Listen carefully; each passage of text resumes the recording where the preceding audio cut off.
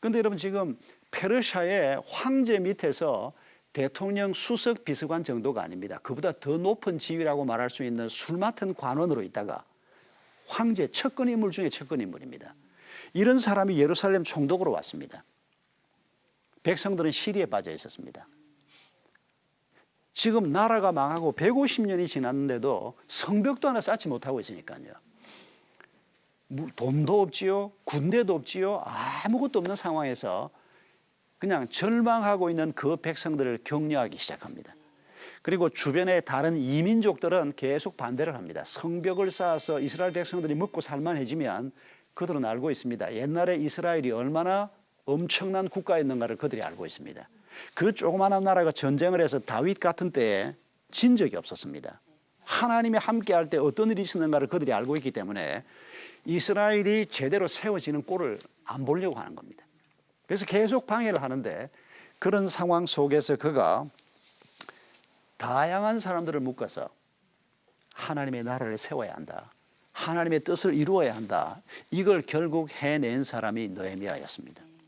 여러분 느헤미야서를 자세히 읽어보면 그 성벽 공사에 참여했던 수십 그룹들이 있습니다. 뭐 제사장 그룹도 있고 뭐 어느 귀족 집안 사람도 있고 뭐 장사 상인 그룹들도 있고 이런 그룹 이름이 쫙 나오는데 이 수십 그룹의 사람들을 설득을 해서 함께 성벽 공사에 참여하게 하고 그리고 함께 나라를 세워가는 이런 엄청난 일을 해냈던 사람이 느헤미야였습니다. 사람들이 그가 도착했을 때 저 사람이 이스라엘을 흥왕케 할 사람이다라고 말했는데 실제로 그는 이스라엘을 흥왕케 한 사람이었습니다.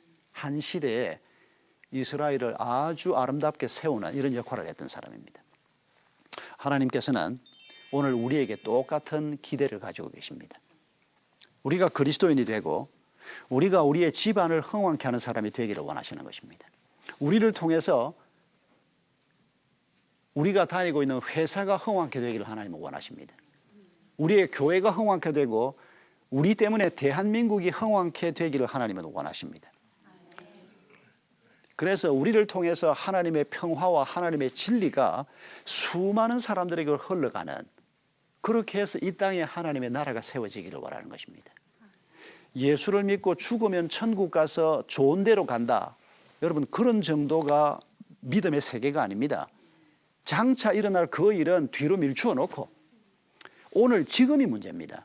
지금 우리가 살고 있는 우리의 가족들과 함께 살고 있는 아침이면 밥을 해 먹어야 되고 온갖 일들이 벌어지는 우리의 삶의 현장에서 하나님의 나라가 세워져야 하고 바로 그곳에서 우리의 가정과 우리의 일터와 우리의 교회와 대한민국이 흥왕케 되어야 한다는 것입니다.